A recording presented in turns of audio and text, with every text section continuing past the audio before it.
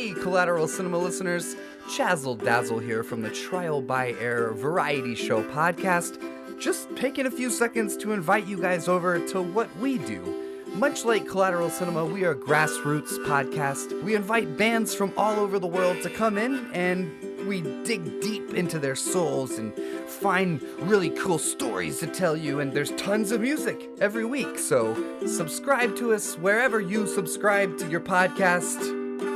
We look forward to having you. On tonight's Director's Cut, we once again dive into another horror movie franchise as we take on the Nightmare on Elm Street franchise. So whatever you do, don't go to sleep. The show starts right now.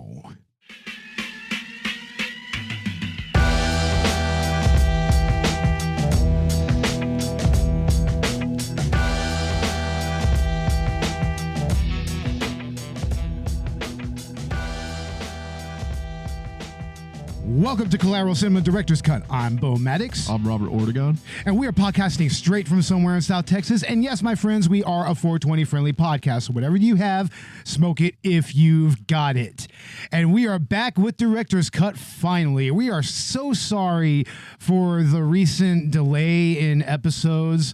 I guess we've just kind of got a little too into our own bullshit, you could say, in our personal lives, but, you know, it's whatever. So here we are. We're back in action, and we're ready to bring some more awesome movie content. Right, Robert? Definitely. Definitely. And, Robert, what are we talking about tonight? The Nightmare on Elm Street franchise. Oh, at least all 4 films. The first 4 films, Yeah. we should say. At least the first half. We'll make it a 2-parter. And, Robert, what does this series mean to you? Everything. Everything, explain, That's pretty much my childhood, you know? Yeah, I'd like to say that perhaps this is a really important, first entry point into horror for a lot of people, especially for, R-rated, more gory horror films. This is actually a good kind of starting point for that for a lot of younger people. Yeah, see, we're 90s kids, and I guess we're just picking up a lot of the 80s, right? Exactly. What's interesting about this is that this kind of got a late start in the 80s, right? Yeah, right in the middle, right? 84, 85, right? That was the first movie. It was 86, wasn't it? Maybe 84, the filming came out in 85 or something, you know? Yeah. And it kind of went on into the 90s, but I mean, for some reason, I see this as more of a 90s franchise than an 80s franchise, right? Yeah. I mean, late 80s, early 90s franchise. Yeah. And this series, it kind of laid the groundwork for some of Wes Craven's work that would be to come, namely the all-time great horror satire Scream. Screams. Yeah. I mean, I'd like to think that New Nightmare, which we'll get into in our second part, this is going to be part 1 of our Nightmare on Elm Street deep dive, by the way. And I mean, New Nightmare, it kind of has a little bit of that Scream feel to it, that real meta take on the horror franchise. Yeah, the new remake was a lot like the first 2 movies, just more darker, but, it wasn't really funny, Yeah, but, I mean, you kind of see where, what would become Scream was kind of being worked out throughout the Nightmare movies, culminating in New Nightmare. Yeah. But to me, I really like how pretty much every sequel, starting from Nightmare on Elm Street, it kind of tries to add a more unique flavor to Freddy as a character and also his prey, or his victims, I should say. You especially see that starting in the second movie. I mean, it's practically a standalone movie in its own right, I believe. But we'll go ahead and get started with the first movie. I mean, the first movie, so many people already know what happens here. I mean, we're introduced to, of course, Freddy in that intro sequence. He's making his glove and everything. And I mean, Robert, what was your first thought when you saw Freddy in this movie? I mean, he's not as upfront as he is in most of the sequels, and he's a lot darker, right? Yeah, he is. I mean, I didn't really watch the first one in order. I picked it up from the 4th one, and then I watched part 2 and 3 on a recording, but after that, I had to see the original. And in the opening of that, where he's making his gloves, like, who's this dude? He's like blowtorching a damn knife glove together. Yeah, it's actually some pretty interesting craftsmanship, right? I mean, both as a diegetic, item in the movie, but also as a movie prop. I mean, it's one of those really iconic looking weapons, I mean, you have Jason in his machete, you have Leatherface in his chainsaw, you have Pinhead in his chains and hooks. But I mean, this right here exudes personality in its own right. Razor fingers. Yeah, there's almost kind of an elegance to it in a weird way, which is kind of fucked up given that he's, a child killer. That's what he uses these damn knives for. I mean, we're introduced to quite possibly one of the most dynamic final girls in all of the slasher genre. Nancy Thompson, played by Heather Langenkamp. Now, Robert, what are your thoughts on her? What are your thoughts on Nancy as a character? I think she's an excellent final girl and a fantastic actress.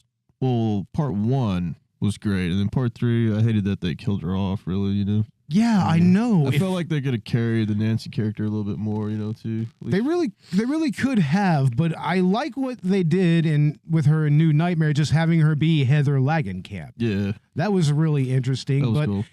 I mean, here you don't really have a chaste final girl. Like, I mean, I don't really feel that she's the typical virginal archetype for final girls, Yeah, see, in the third one, like, I guess Kristen becomes that final girl because she dies, It's kind of like passing that torch a little bit. Yeah. Can only be one, bro. There can only be one. Yeah. But she also is not overtly sexualized or anything. I mean, to a degree, even the most virginal final girl has a sexual allure to them. But I mean, it's just a little more toned down and everything. Like, like Laurie Strode, for example. But here, I mean, she has a ferocity to her that is really appealing to me. It's almost reminiscent of Ripley from Alien. She almost has kind of a Sigourney Weaver flair to her acting, even. Like, I mean, she's very no nonsense. I mean, she knows that something is up, that something is wrong. And the way that she actually figures out what Freddy is and how to fight him is actually really interesting to watch throughout the movie. I concur. Yeah, indeed. Oh, like at where she starts reading all that survival technique stuff. Yeah, and she starts setting up the traps. It almost becomes like a Home Alone thing for a little bit. Yeah, dude. It's Home Alone. She's waiting for Joe Pesci to come home. Oh, I don't know who's scarier, Freddy Krueger or Joe Pesci. Robert Englund. Yeah. Robert Englund is. Yeah. What if they would have made Joe Pesci Freddy Krueger? Freaking Home Alone with Freddy Krueger. Oh my lord! Could you imagine? Oh my god! Jesus Christ! It's basically what it was because she was locked in her house from the inside with the prison bars and the deadbolt lock. Yeah, those burglar bars that her mom put on there. I mean, god damn! It's like she was really trying to kill her daughter, right? I mean. She stopped her from sneaking out her window, And also isolated her from Johnny Depp's character, which, yeah, by the way, this is Johnny Depp's first movie. Yes, it is. And there's news that he got rehired as Jack Sparrow in the Pirates of the Caribbean. And, I mean, his performance here is actually pretty decent, I think. It's not the worst in the world. No, man. I mean, it's Johnny Depp. Yeah, but how does it rank next to Kevin Bacon's debut in Friday the 13th? I think he had more lines than Kevin Bacon did in Friday the 13th. Yeah, Kevin Bacon was a very one-note character. Yeah, one note. I think he was just a face in that movie. Yeah. Here he's a lot more fleshed out, and you really feel it when he dies, and his death scene is kind of iconic in its own right. I mean, it was achieved using an effect where they pretty much made an upside-down version of his room, like all his bed stuff and everything, and his furniture was on the ceiling, and the floor was the actual ceiling, and they just poured blood through all of that. And I mean, that's such a striking effect, even all these years later, like over 30 years later. crazy. It takes a lot of work, man. Yeah, it really does. And I guess, what are your final thoughts on the first Nightmare movie? I think you can always go back and watch the original because it's fun. I mean, what's better than watching the original? Yeah. But this trilogy, it does not suck. I think it's all fun that you can just like grow with the character Freddy and then just have it be funny and have a good time. Yeah, and we didn't really get comedic Freddy here. This is more like dark and scary Freddy. Yeah, the first two movies are a lot darker. Yeah, way darker. And we're going to go ahead and start with the second movie, which is quite possibly, at least academically speaking, the most analyzed of all the Nightmare movies. It's because of the gay subtext that it's been very well documented, and honestly, I don't know if we could really do that subtext a whole lot of justice. But Robert, what did you see there? And a lot of foreshadowing and what else? Like lots of phallic imagery, maybe? There you go. Yeah. Lots of that.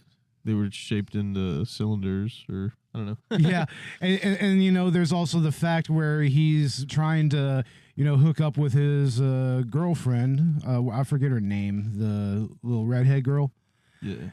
And he gets spooked, and then he goes over to his friend Grady's, and then that's where he emerges from his skin as Freddy and proceeds to absolutely fuck Grady up, like just straight up just slashes him. Still no chance. Still no chance. And a lot has been made of how that is kind of symbolic of a homosexual awakening, or at least like a questioning phase, more or less. But I mean, in the end, like I said, we couldn't even come close to doing any type of analysis, like any kind of justice. And quite frankly, there are a few people that have done it better, like, Renegade Cut has, especially. Yeah. And also, I mean, Cinema Snob has an episode on it. I think watch that one; it's hilarious. It is hilarious, and there's a lot of other analysis on YouTube if you really want to check it out and you really want to get a little deeper. And I think that even some of our podcast friends have probably done episodes on it. But as far as the movie is concerned, I think that this is quite possibly the best Nightmare movie of the entire franchise. I think that's what we were saying, right? But like part 2 is a lot darker than all of them, right? It's way darker. It has more interesting thematic elements and subtext, and the characters are actually very likable. Like, even Grady is likable to a degree. I mean, he doesn't come across as an absolute douchebag. I mean, he still tries to even, support Jesse to a degree. It's the new kid. Yeah. And, they even bond a little bit over their getting in trouble by Coach Snyder and having to do push-ups a little bit, He's like, he just gets off. He likes pretty boys like us or something. Oh, man. Schneider is a messed up character in his own right. So, I mean, I kind of have to question the whole, meeting up with an underage student at a leather bar and then taking them back to the school and what's that all about? telling him to get into the shower. It's like, and he's still wearing his leather getup. I mean, no homophobia here or anything. I mean, if you're into leather stuff, that you do you. But I mean, there is kind of a questionable dynamic there, I'm saying, with the older man and the younger student. And you just know that if, this was a younger girl or whatever, or an older woman in that role, I mean, this would have an entirely different approach to it, or a response to it. But I mean, the characters are actually really likable. I mean, I like his girlfriend. I still can't recall the character's name. It wasn't Kate or anything, was it? Jesus, I forgot. Yeah, I totally forgot who she is. I'm so sorry about that. But I mean, she's very likable. She really, you really believe that she loves Jesse. And I mean, Freddy, my God, he's way darker here than he was in the first movie. Yeah. I mean, you could tell with that one dream sequence where he just like peels the back of his scalp, or he peels the sack back of his head and then just reveals his brain, and then Jesse wakes up, dude. Yeah, no kidding. And that whole effect where he comes out of Jesse's body is very well done, I think. That's like for its time. That's a cool little trick effect, dude. That's cool. Yeah. I mean, honestly, I think that a lot of the special effects throughout the sequels, they kind of got a little better over time. And this is where it really started to get really good. I mean, and it even has an interesting opening sequence. The whole thing where Jesse is with those two girls and they're in the school bus and then they go off-road and everything. I think some of that was model effect too. Right? Oh, yeah, and it's pretty good-looking model effects for its time and for its budget. It looked good. It really did. And then, the desert scene reminded me of the Hills of Eyes, dude. Yeah, it does kind of have that Hills Have Eyes feel to it, right? Yeah, I mean, what do you think of the actual kills in this movie? The kills? Huh.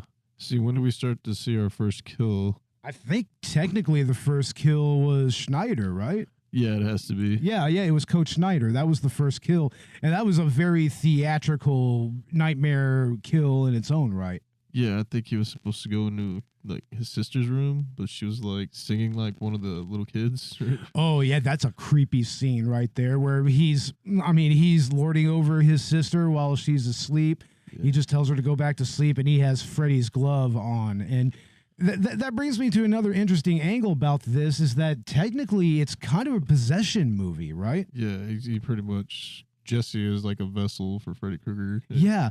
I mean, going back to what I said earlier about, all the sequels kind of having a refreshing take on, the world of Nightmare and Freddy and all of that. This is part of that. I mean, this was way different from what was set in the first movie. It's his link between the dream world and reality. Yeah. Oh. You know what movie would eventually kind of resurrect that a little bit? Freddy versus Jason. Yeah, except, I mean, he's not necessarily possessing Jason. He's more like controlling him by way of his dreams. By his mother, right? By his mother, yeah. Forming into his mother and then telling him what to do. Yeah. But, I mean, I also really like the ending. It's actually a pretty emotional scene. And the actress that plays Jesse's girlfriend really sells it. And also, I mean, Robert Englund, he really, brought his acting up to a whole new level. But, I mean, we'll go ahead and do final thoughts on this one, Robert.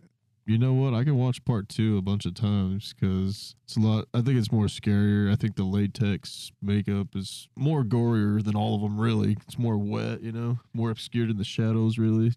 I think they did a good job on it, Yeah, and I really like how they presented the dream sequences here as well. There's a lot of them, right? There's a lot of them, and you can kind of tell that they really did a lot more with a lot less here. And also, I mean, the pool scene is actually pretty badass. The pool massacre scene, goddamn. Yeah, that's a great scene. That's an amazing scene. I mean, there's so much at stake, and, especially with Jesse and his girlfriend having that confrontation, which is absolutely chilling. Oh, when his tongue comes out, yeah. Oh, yeah, that all of that is chilling. And I mean, I think that, like I said, this is one of the best, if not the best of the franchise.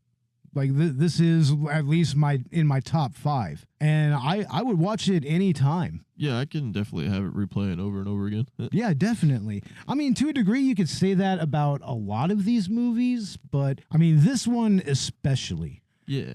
And now to part 3. Part 3, which I'm sure it was probably an entry point for this series for a lot of people. The Dream Warriors. The Dream Warriors. Yeah, a lot of people will probably remember this one the most because it kind of has a really great deal of personality to it. And that personality is very much driven by the characters that end up being the Dream Warriors, which they're all patients in this one mental institution. Yeah, they're the last of the Elm Street They're kids. the last of the Elm Street kids, and they've been locked up because, I mean, let's face it, they've been through a lot. And that's Weston Hills, right? At Weston Hills. And you see Weston Hills and Freddy vs. Jason, right? Yeah.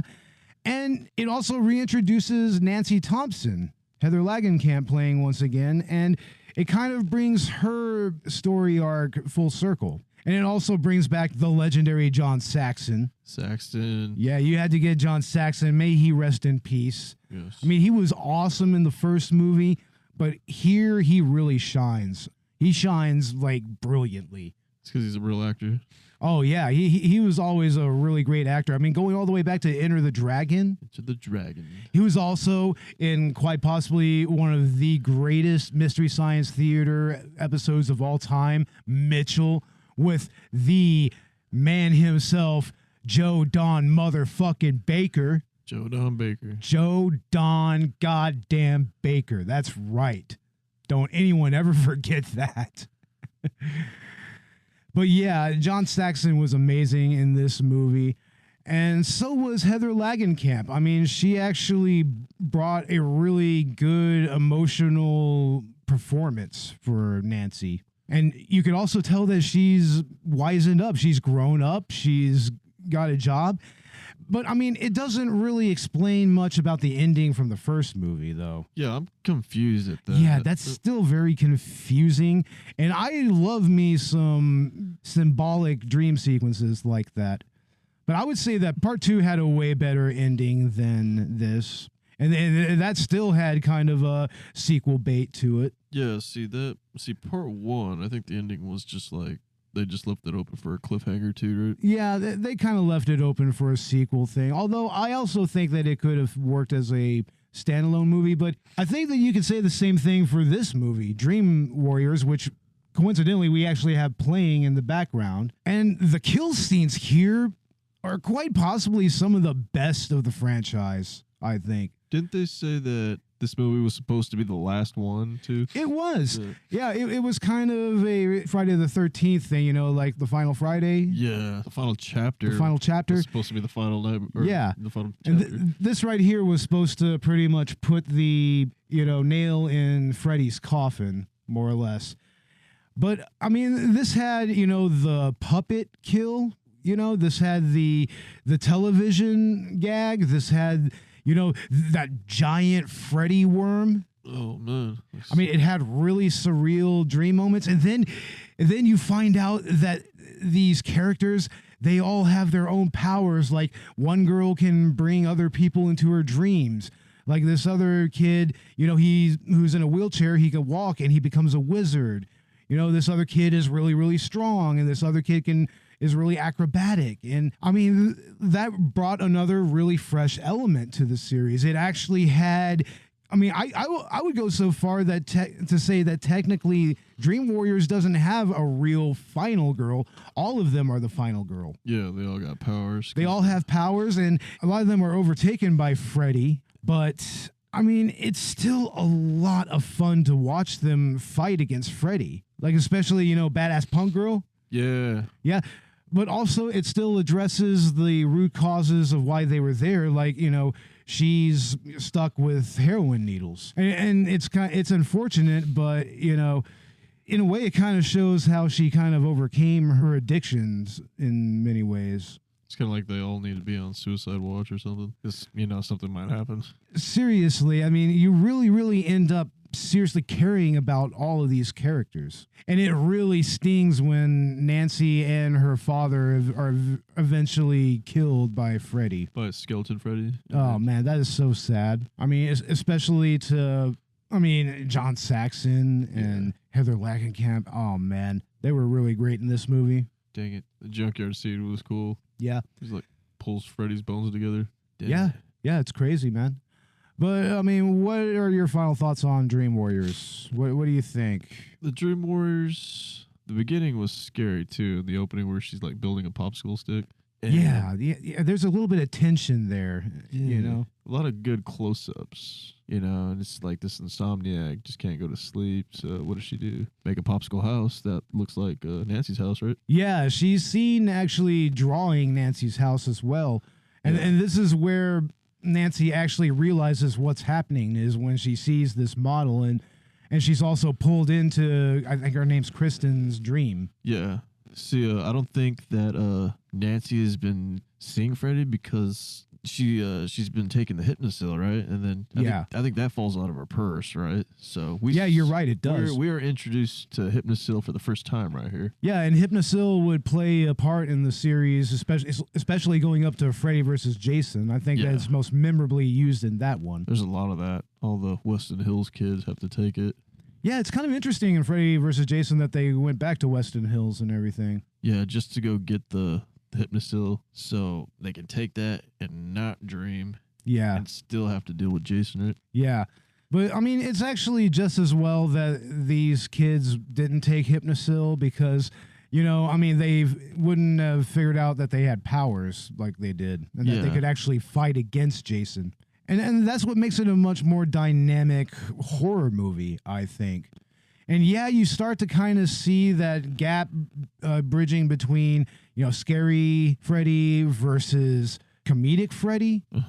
I mean, but this movie actually has a little bit of a balance. The next movie maybe goes a little more towards the comedic side, but it's also a decent continuation of the Dream Warriors saga. And of course, that's Nightmare 4, the Dream Master. The Master. Yeah, and here we have, who is it? It's Kristen, the strong kid, and... Kincaid and Joey. Yeah. So the last three of the Elm Street kids. Last three of the Elm Street kids. And Kristen has a boyfriend, right? Yeah. Yeah, he has kind of that dorky guy. Fred Prinze Jr. Yeah, but... Freddie Prinze Jr. Oh, my Lord. I'm kidding.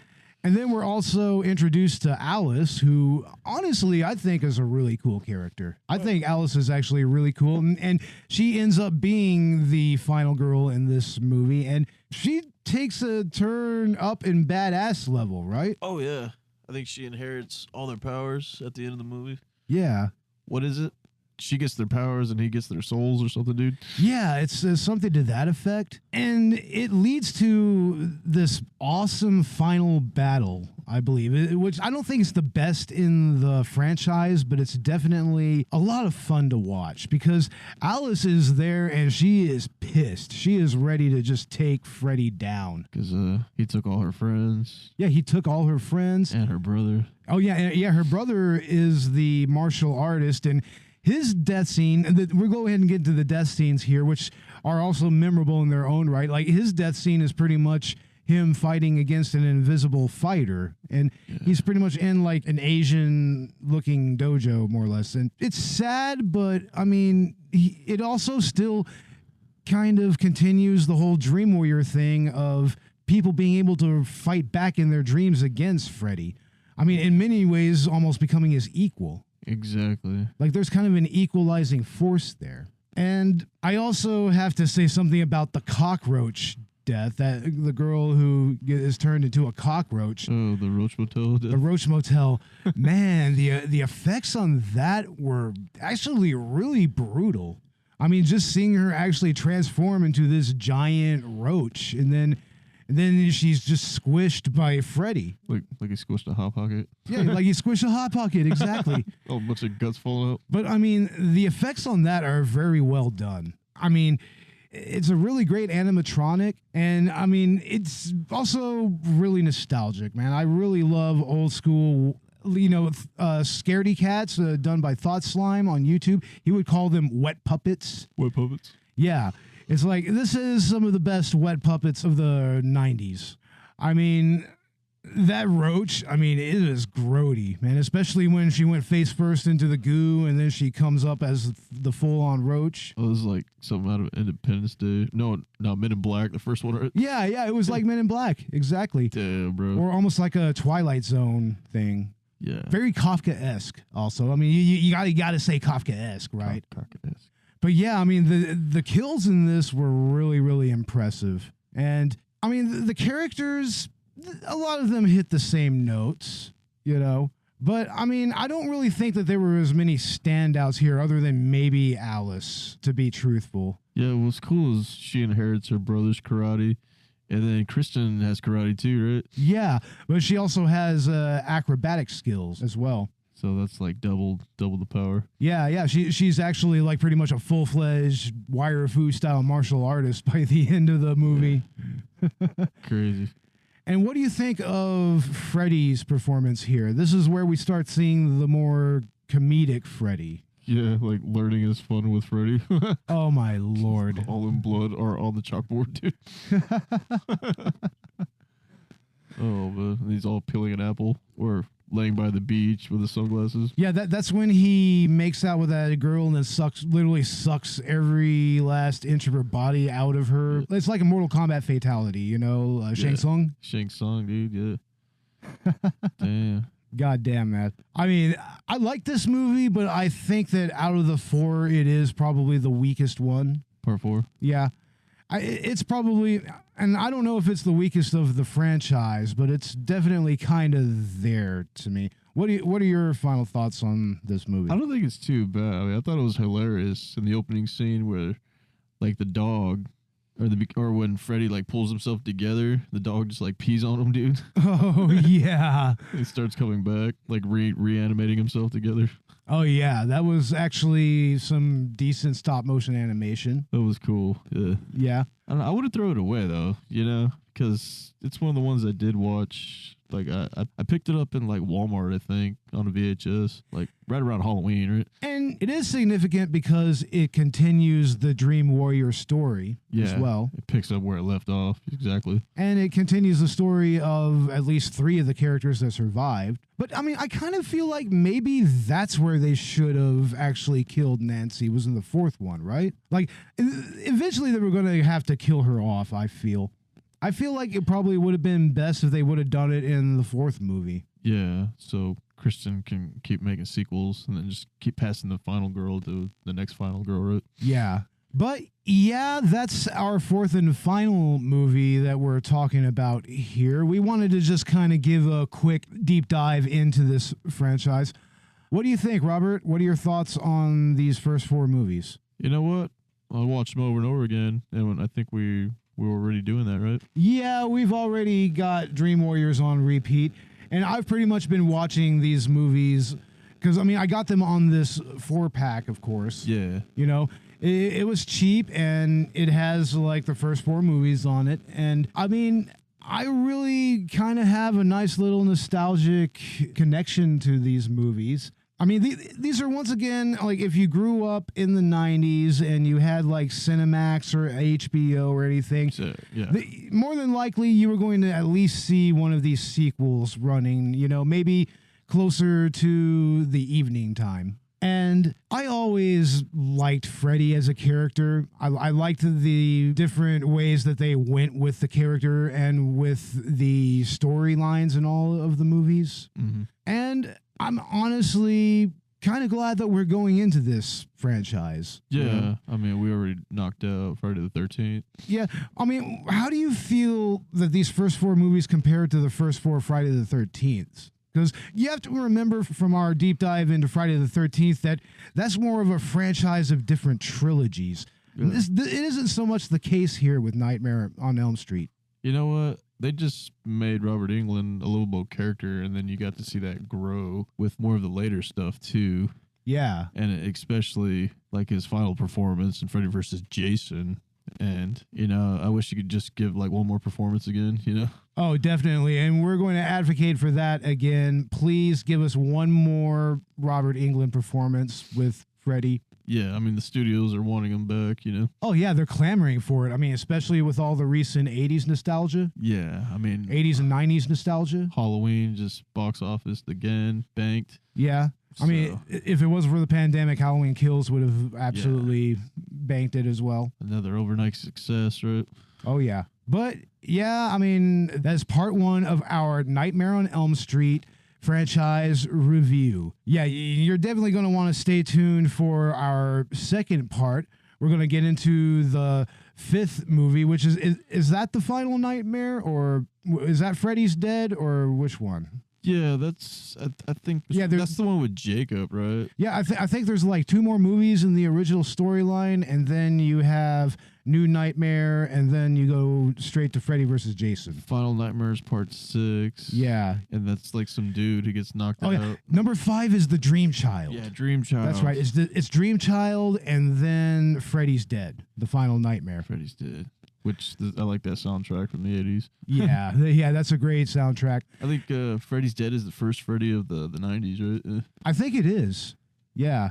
And I mean, what can you say about Dawkins, though? That was on the third movie? Oh. Which movie was Dawkins on? What soundtrack was that on? Oh, I totally forgot. Yeah, but I mean, somewhere along the line, Dawkins made an amazing song for Nightmare on Elm Street. And also, you know, the Fat Boys also did a rap version, which if you can find it, look it up. It's hilarious. It's probably there on YouTube, right? But yeah, we're going to go ahead and wrap this one up.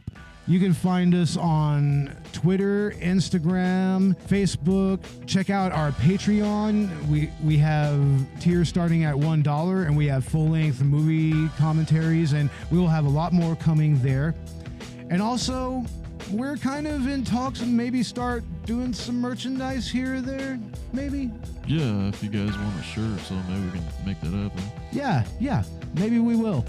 And Robert, don't we have another film in production? Yeah, sort of. I mean, just a couple of test shots, really, but we'll form it into a short as soon as we can get through this weather and the pandemic, too. Yeah, definitely. I really wanted to warm up before we do anything, too. I got you. But yeah, everybody, I mean, listen to us on Spotify, Apple Podcasts, iHeartRadio, Stitcher, and wherever else you get your podcasts. And that's going to do it for the Director's Cut. I'm Bo Maddox. I'm Robert Ortegon. And we'll see you on part 2. And once again, ladies and gentlemen, don't go to sleep.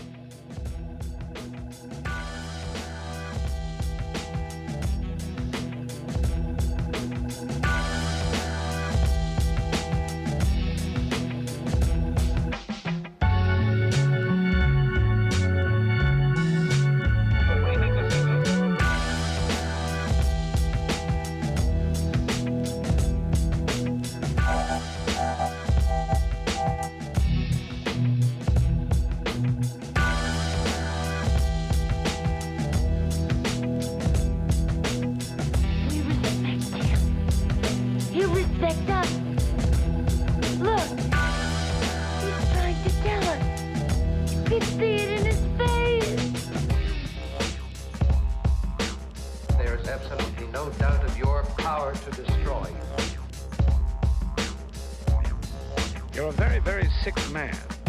I saw it. There is absolutely no doubt.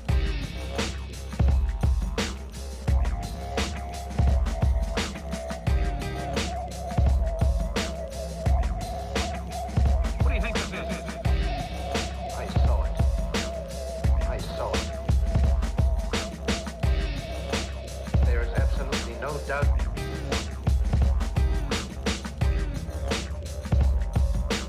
Are you ready to accept my domination?